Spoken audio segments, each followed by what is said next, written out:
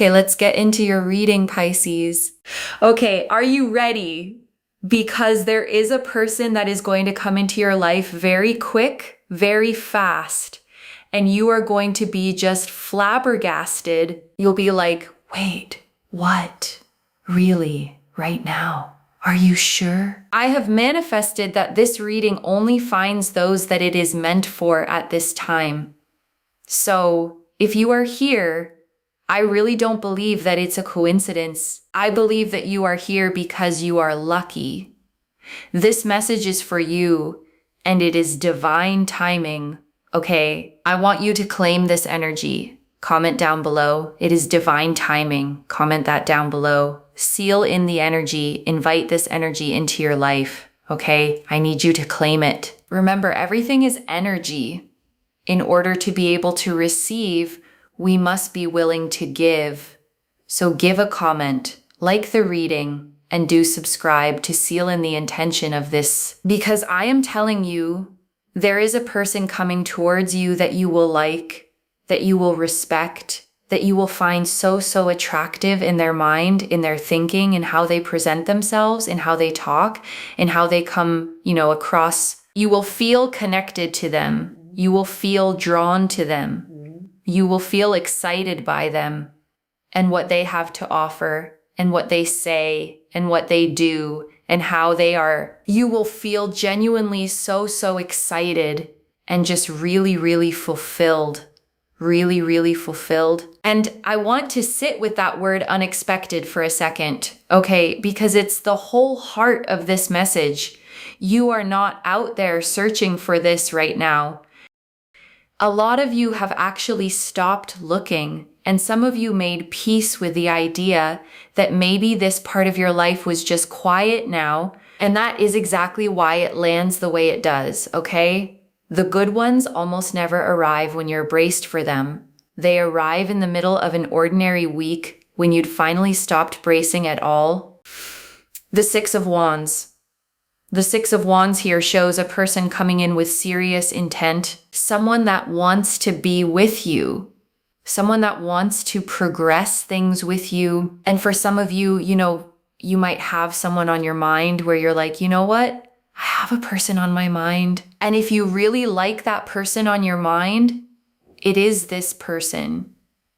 Because one thing I am seeing here is that this will be a person that you like, okay? So if you are really like, oh, I don't want that other person. I don't want this person. I just want this.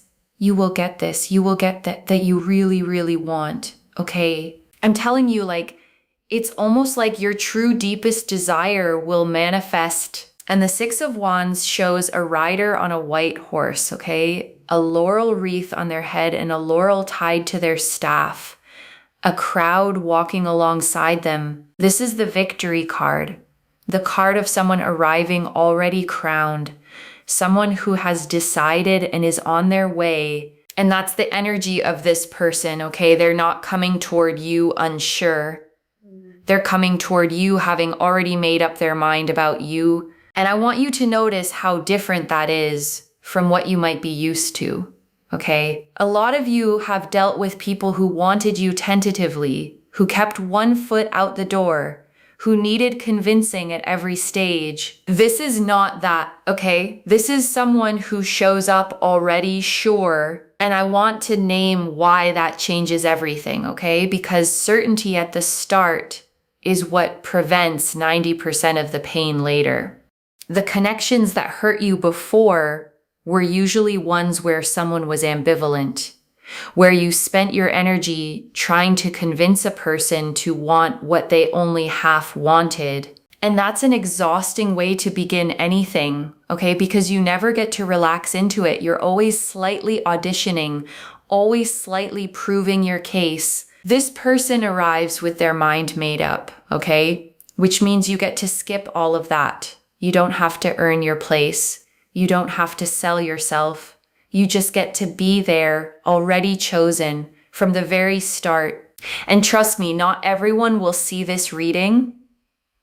Not everyone will come across this reading. And that's the whole point, is that it is meant for who it is meant for. okay? As much as I would love, this reading to be seen by 1 billion people, right? It's not meant for everyone. That's the whole point. It's only meant for a select amount of people. The Hermit. Hermit. It's on its way. Hermit shows that behind the scenes, everything is being prepared. Everything is starting to come together. The channels for how everything is supposed to come together is starting to come together. It's starting to progress. It's starting to get moving. It's starting to move in the right direction. It's all starting. It's all progressing. It's all going in that way. So beautiful to see. Wow. And I want to describe this card properly, okay? Because the Hermit stands alone on a mountain peak, holding a lantern up into the dark, a single star glowing inside it. And people see this card and think loneliness. And that has never been what it means. The Hermit is preparation, okay? It's the work that happens in private, out of sight, before anything becomes visible to anyone else. The lantern isn't there to light up a room. It's there to light one step at a time on a path that's already being walked. And that's what's happening right now, okay? Before you can see any of it, the timing, the circumstances, the way the two of you eventually cross paths, all of it is being arranged in the part of the story you don't get to watch yet. And I want to say something to the impatient part of you, okay? Because I know some of you are tired of hearing it's coming. You've been told it's coming before, and then nothing came. And it made you a little cynical about this exact kind of message. But the Hermit isn't a maybe card, okay? It's a card of something already in motion, simply not finished yet. And the difference between those two things is the difference between hope and preparation. This is preparation, and they're going to take action. They're going to take action. And on top of that, there is a high level of chemistry. Okay, this is someone that you will feel physically very attracted to. You will like how they look. You will like how they treat you. You will like what they can do for you, because you would also do a lot for them, right? So it's really important to know what they also do for you in return. This is someone that is not lazy. They're very ambitious. And they will genuinely get up and do things for you. This is not someone who expects you to do everything, like communicating, like cooking for them, like giving them gifts. No, they do it for you, to you, and with you, which is so important. So important. And I want to stop on that phrase for a second, okay? For you, to you, and with you, because it's actually describing 3 different things, and most people only ever get one of them. For you is the effort, okay? The things they do to make your life easier. To you is the affection, the way they treat you directly, and with you is the partnership, the building of a life side by side. And having all 3 at once is rare, okay? Because plenty of people will do things for you while being cold to you, and plenty will be sweet to you while building nothing with you. This is all 3, and I want to name why you specifically respond to that, okay? Because you've probably been the one carrying all 3 for other people without getting any of them back. You did things for them. You were warm to them. You tried to build with them. And you kept ending up in situations where you were the only one doing it. And that does something to a person over time, okay? You start to assume that's just what love is, that it's supposed to be lopsided, that being the one who gives more is simply the role you got assigned. It isn't, okay?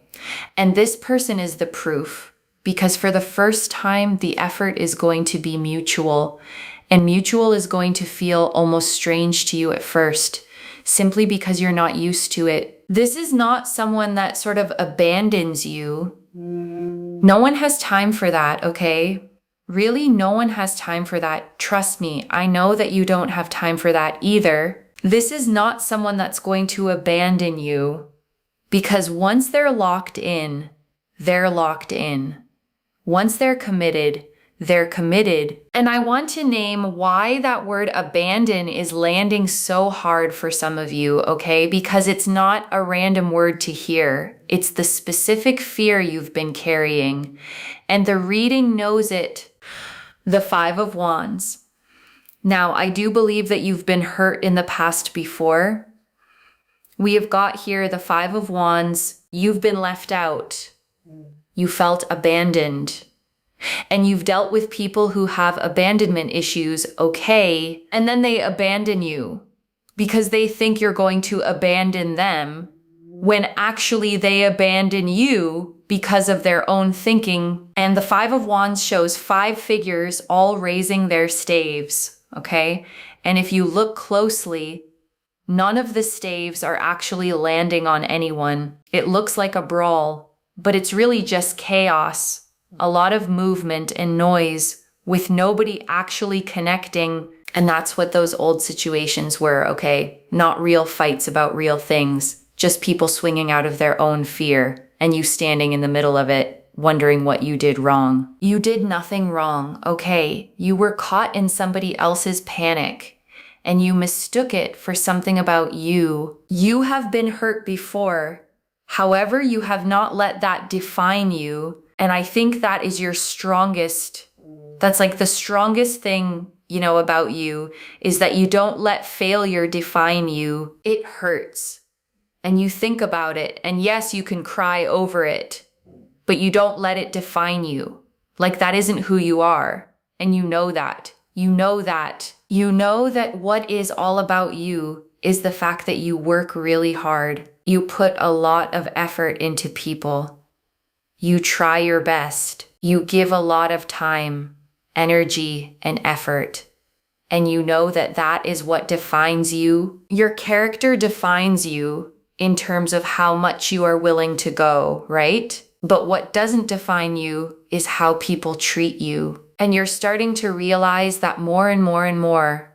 And I want to sit with that distinction, okay, because it's one of the most important things in this whole reading. How you treat people is who you are. How people treat you is who they are. Those are 2 separate ledgers. And for a long time, you've been reading someone else's behavior as if it were a verdict on your worth. It never was, okay? Someone treating you badly was always information about them. And never once information about you. And I want to stay here a moment longer, okay? Because this is the part of the reading I most want you to take with you. You have spent years collecting evidence about yourself from the behavior of people who weren't well. Someone left and you asked what was wrong with you. Someone went cold and you searched yourself for the reason. Someone couldn't love you properly and you quietly concluded it must be because you weren't quite enough. And none of that was ever true, okay? A person with abandonment wounds will leave the kindest, most loyal partner alive.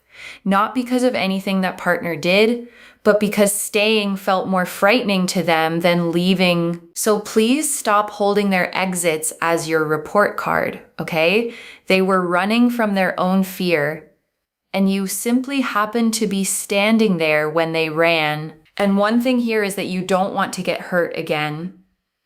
It is one of your fears, but at the same time, you're starting to realize, and I've said this before, the bird and the branch analogy, you are starting to become like the bird and the branch. Remember, birds, okay, have wings. They are so confident in their ability to fly if a branch breaks. If they go and sit on a branch and that branch breaks, they're not going to go crying over the fact that that branch broke and they fell down. They will be like, you know what? I got wings. I'm going to fly to another branch. You are becoming like the bird, the branch. You are trusting in your ability to heal, to move forward, to feel good. And I want to add something to that analogy, okay? Because there's a deeper part of it. The bird doesn't trust the branch. The bird trusts its own wings. That's the whole thing. The security was never supposed to come from the branch holding, okay?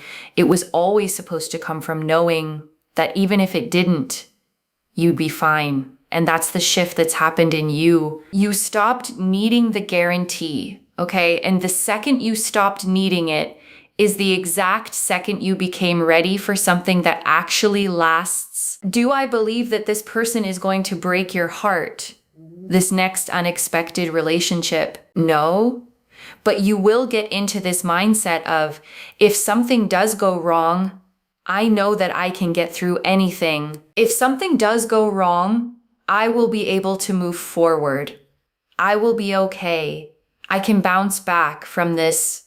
But the funny thing is, once you get into that mindset, this person will not break your heart. It's just that I feel in the past, right? You've kind of poured everything into a person. Like your entire life, your universe revolves around this person, and then something happens, and then you feel like your entire world has crumbled. Well, now you go into this unexpected relationship very prepared that if anything happens, you got yourself, like the bird has its wings even if the branch breaks, but you won't need to use it. You won't need to exercise that situation. Why? Because this person actually stays in your life long term. However, because you are prepared and you've learned so much and you've healed and you've grown and you know how to get through those tough situations, what's funny is you won't have to exercise it. But anyways, the whole point of this is that it's a blessing, right? It's literally a blessing. And I want to sit with that, okay? Because there's something almost poetic in it. The healing you did was never wasted, even though you're not going to need it in the way you learned it. You built the strength for a storm that this particular relationship is never going to bring, but you get to keep the strength. Okay, it becomes something else now, not armor against this person, but a quiet steadiness inside you that makes the whole thing easier to enjoy. Imagine someone, right, is doing something and you have to be so prepared. Best situation, okay, best explanation I can give you is like, say for example, someone gets on an airplane and they don't pay attention to the safety demonstration. Let's say, unfortunately, okay, and tragically, that plane crashes and it's crash landed, but they don't know what to do, right? They're not prepared. So then the next time they get on an airplane, they're very, very prepared. They're like, okay, that's the emergency exit. That's the life vest. That's the oxygen mask where it comes down. But guess what? That plane never crashes the second time. It just never happens again in their life. But they are then prepared. This is what I'm trying to say, is that it's like you are so prepared now, right? For failure, for loss, that you won't ever have to exercise it, but you know it in the back of your mind, right? I don't know. It's just an example that I have to give you. You know, you've been through pain and now you're like, okay, well, I can get through anything now and I know how to heal and I know how to get through it. But the next relationship that you'll be in very unexpectedly, you just won't have to exercise any of that because you'll be with this person for life. And I think that's what also makes it quite unexpected, is that it's someone that you will be with for life and you won't have to like worry so much about in the grand scheme of things. And I want to name the specific relief in that, okay? Because it's a feeling a lot of you have never actually had in love. Most of your relationships have had a low hum of vigilance running underneath them. A part of you always half watching, always slightly ready for it to go wrong. And that vigilance is exhausting, okay? Even when nothing bad is happening. It's a tax you've been paying on every connection you've ever had. And this is the one where you finally get to put it down, okay? Not because you forced yourself to trust, but because there genuinely isn't anything to watch for. And I want to prepare you for how strange that's going to feel at first, okay? Because peace is disorienting to a nervous system that learned to survive on alertness. Some of you are going to be in a genuinely good, calm relationship and catch yourself waiting for the other shoe to drop, almost missing the chaos simply because it's what you knew. And that's not a sign something's wrong, okay? It's a sign something's finally right and your body just hasn't caught up to it yet. Give it time. Calm stops feeling like boredom and starts feeling like home. But it takes a while, and that's completely normal. And this is someone that is you and them. You're like a team. Teamwork makes the dream work. Like you will be a team with this person. Every relationship is about teamwork, even between a pet and its owner, even between countries. Like teamwork, is so important. That relation is so important. This person is someone that will ask for your opinion on everything. Like, oh, should we do this? How about this? What about this day? What about that day? Or, should we get this fixed? This is someone that really takes your opinion into consideration. And I want to name why that's a bigger deal than it sounds, okay? Because being asked for your opinion is one of the quietest forms of respect there is. It means they see you as someone whose judgment adds something, not as someone to be managed around. And a lot of you have been in the other kind of arrangement, okay? Where decisions got made and then announced to you, where your input was a formality and not an actual influence on anything. This is not that, okay? This is a person who genuinely wants to know what you think before the thing is decided, because they're not building their life and letting you visit it. They're building it with you. If you say something like, oh my God, look at that bird outside, they will take so much interest at looking at that because it matters to them that you found something that is worth pointing out, okay? Not them ignoring you. And I want to stay on that small example, okay? Because it's actually the most telling thing in the entire reading. The bird outside the window doesn't matter, not really. But you mattering enough that your delight becomes their interest, that matters enormously. Because that's the difference between being loved and being tolerated, okay? Tolerance ignores the bird. Love looks where you're pointing, not because of the bird, but because you're the one who pointed. And I want you to hold that as your standard now, okay? Because you've had less than that before and told yourself it was enough. Someone who looks where you point every time. That's the floor now, not the ceiling. And also 5 of Wands again, trying to just get through the past, and trying to just shift those feelings of failure in the past to realize that your past does not define you, okay? Your past does not define you. And I want to say that back to you one more time slowly, okay? Because it's the sentence the whole reading keeps circling. Your past does not define you. The people who left, the ones who swung out of their own fear, the version of love that felt like constant vigilance, none of that is a description of who you are or a prediction of what you get to have. It was a chapter, okay? And chapters end. Co-create. Wow, look at this. So we have here co-create, okay? If you want a family, you will have a family.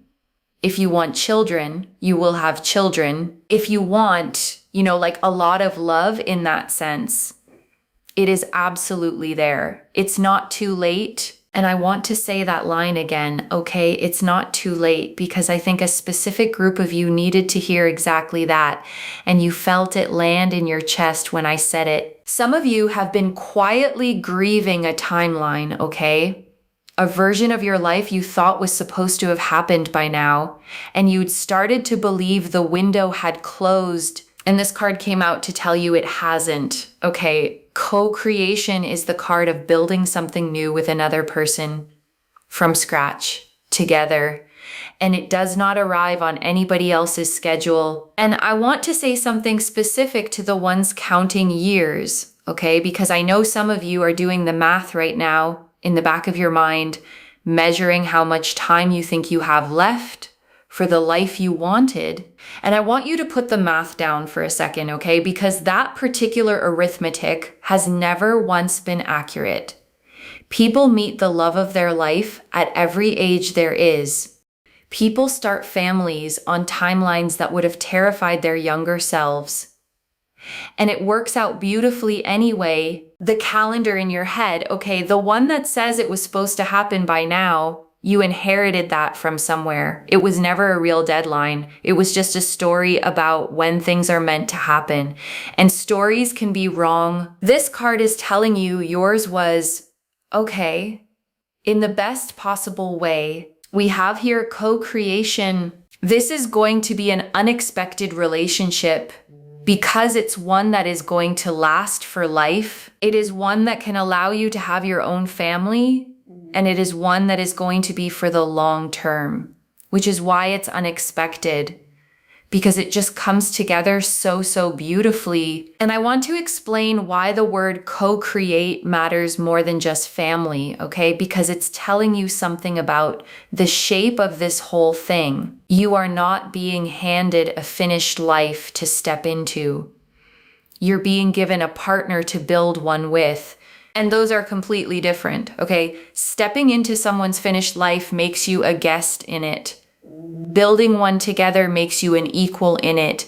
An equal is the only version that ever actually lasts. And I want to speak to the part of you that's a little scared of good news, okay? Because there's usually one in readings like this.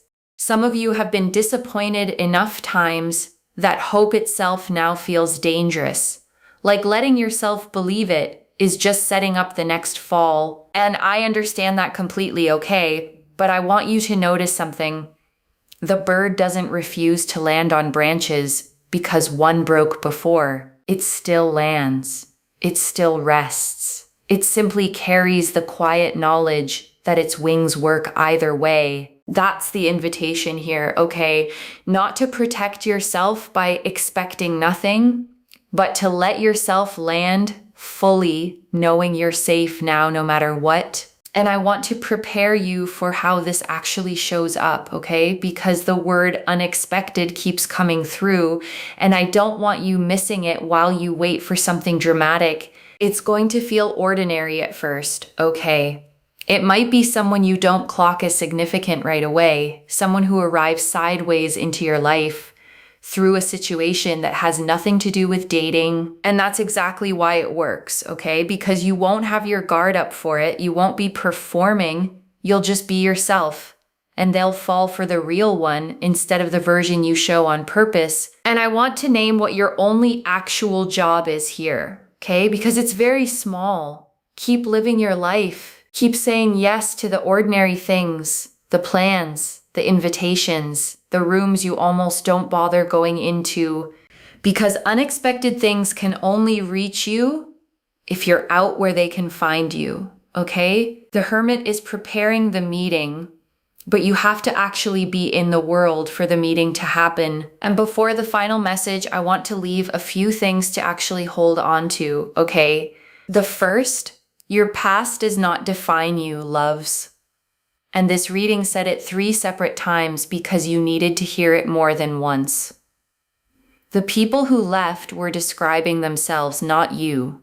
The way you were treated was never a verdict on your worth, and you get to stop reading it as one. The second, you are the bird now, not the branch. Your security stopped depending on anything staying and started living in your own wings. And the beautiful irony is that becoming unbreakable is the exact thing that finally lets you have something that lasts. The third, it is not too late. Whatever timeline you'd quietly given up on, the family, the partnership, the ordinary shared life, the co-create card came out specifically to reopen it. You didn't miss it. It was taking the long way to you. And I want to answer one more thing, okay? Why this reached you now with this much specific detail? Because you'd started to make peace with the wrong thing, not peace with your life, which is healthy, but peace with the idea that the love part was maybe just done for you. And it isn't, okay, and you were meant to be told that, before you settled any deeper into believing it. I don't pull the Six of Wands, the Hermit, the Five of Wands, and a co-create card all agreeing this specifically by accident, and I wouldn't tell you it's on its way if the energy behind it wasn't this consistent. And I want to speak to the small doubting part of you for a second, okay? The one quietly thinking, but this kind of thing doesn't happen to me. That voice isn't wisdom, it's a scar, and scars are memory, not prophecy. Just for tonight, set it down. This is already clear, okay? The Six of Wands confirmed someone arriving with serious intent, already sure of you. The Hermit confirmed it's on its way, being prepared behind the scenes right now. The Five of Wands confirmed the old hurt, the abandonment, and confirmed it does not define you. And the co-create card confirmed a lifelong relationship, a family if you want one, and that it is genuinely not too late. So let me lay this all out one final time, okay, slowly, so it actually settles. There is a person coming into your life quickly, unexpectedly, someone you'll like, respect, and feel genuinely drawn to. They arrive already sure. They take action. They do things for you, to you, and with you, and they do not abandon. Because once they're in, you've been hurt before, but you've become the bird instead of the branch. And the strength you built is a blessing you'll get to keep and never have to use against this one. And it lasts, okay? A real lifelong co-created thing with a family in it, if that's what you want. One message. You became the bird that trusts its own wings. That's the exact moment love stopped being something you could lose. If this resonated, loves, let me know what hit hardest and claim it down below. I genuinely read every comment, okay? Even the ones I can't always reply to individually. Your story becomes part of the reason this reading keeps finding the next person who needs it too, like this reading. And make sure that you're subscribed, and I'll see you in the next one. Wherever you're watching this from, okay, I want you to actually feel this settle in before you go. You spent a long time being the one who poured everything in, okay? The one who tried harder, who gave more, who kept believing in people, who kept swinging out of their own fear and calling it your fault. And it would have been so easy to become hard after all of that, okay? To decide love wasn't for you, to stop landing on branches altogether. You didn't do that, okay? You healed instead, which is so much harder and so much braver. And that's the exact reason the next one is different. Because you're not arriving to it broken and hoping, you're arriving to it whole, with wings you trust, finally ready to land somewhere that holds. Take care of yourself. Bye, loves.